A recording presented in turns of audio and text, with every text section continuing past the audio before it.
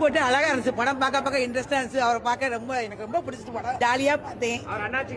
அண்ணாச்சிக்காண்டி வந்து பார்த்தேன். நல்லா ரொம்ப படம் எனக்கு ரொம்ப பிடிச்சிச்சு. என்னமோ நினைச்சேன் வெள்ளிக்கிழமை தொழுகை கூட மிஸ் பண்ணி வந்து படம் பார்த்தேன். அல்லாஹ்வுக்கு நன்றி. உங்களுக்கு சமூக வலைத்தளங்களில் சில பெண் பிள்ளைகள் பேசுவது இன்னும் சொல்வதாக இருந்தால் வயது முதிர்ந்த மூதாட்டிகள் கூட அப்படி இருக்கிறார்கள் என்றுதான் வேதனையும் உச்சம்.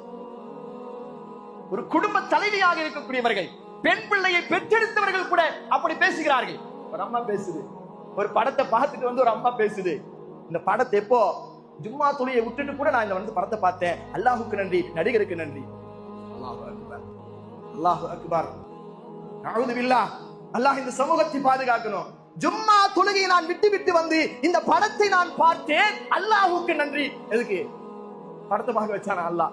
அல்லாஹுக்கு நன்றி.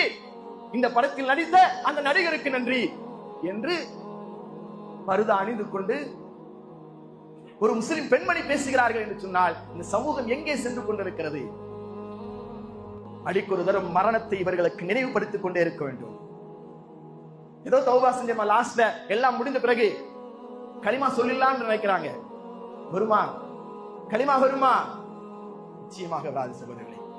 இந்த உலகத்தில் மார்க்கத்தின் அடிப்படையில் அல்லாஹுக்கு பயந்து யார் இந்த உலகத்தில் வாழ்கிறார்களோ அவர்களுக்கு தான் மரண தருவாயிலும் லா இலாஹ